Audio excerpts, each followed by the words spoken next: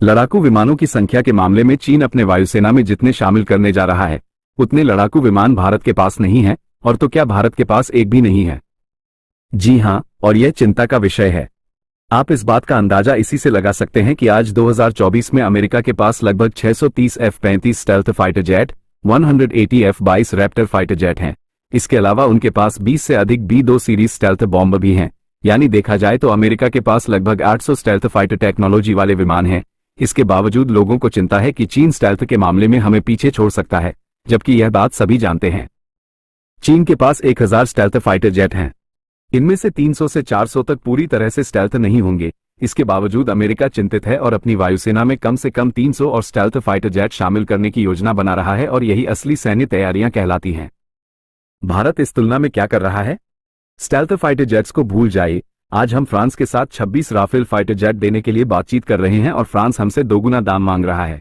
भारत की कोशिश है कि कीमत कम कराई जाए और इस वजह से 26 राफेल विमानों का सौदा भी लेट हो रहा है।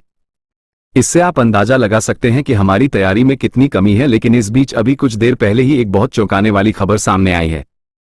दरअसल आप अपनी स्क्रीन पर देख सकते हैं कि भारतीय वायुसेना के एक पूर्व वरिष्ठ अधिकारी एयर मार्शल अनिल चोपड़ा ने कहा है कि वायुसेना अब J-20 को लेकर काफी चिंतित है और बहुत परेशान है, और इसीलिए इस बात की संभावना है कि भारत कम संख्या में ही सही पर एक स्टेल्थ फाइटर विमान जरूर खरीदेगा। उन्होंने बताया है कि भारतीय वायुसेना सुखोई O-507 लड़ाकू विमान को भी देख सकती है और इसे कुछ संख्या में अपने वायुसेना में शामिल कर सकती है, क्योंकि कुछ साल पहले रूस ने भारत को ये लड़ाकू विमान पेश किया था, लेकिन उस समय भारत ने इसे ठुकरा दिया था।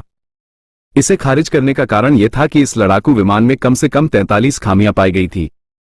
जी हां, 43 सुधारों की जरूरत थी और रूस अब उन्हें करने में लगा हुआ है। बताया जा रहा है कि रूस इसमें बेहतर सेंसर लगाने जा रहा है और इसकी नेटवर्किंग को बढ़ाने जा रहा है। इसके लड़ाकू विमानिकी में भी प्रगति की जा रही है।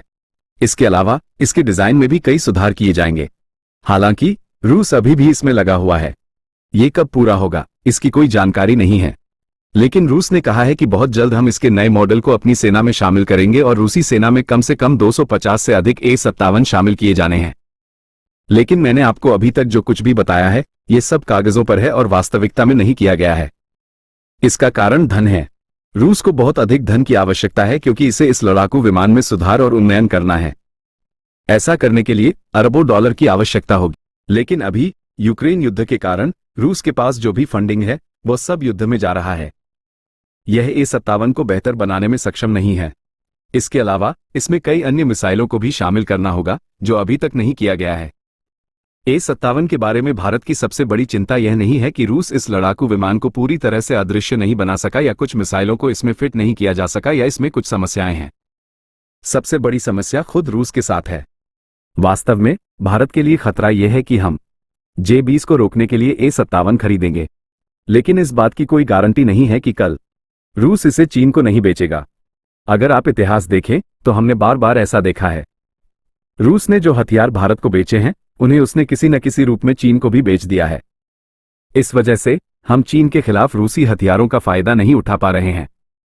हालांकि कृपया कमेंट में बताएं कि क्या मौजूदा स्थिति में हमें अपनी वायुसेना में O-57 लड़ाकू विमान को शामिल करना चाहिए या नहीं, या हमें अन्य विकल्पों को भी तलाशना चाहिए। कृपया कमेंट करके हमें बताएं। वीडियो देखने के लिए बहुत बहुत धन्यवाद।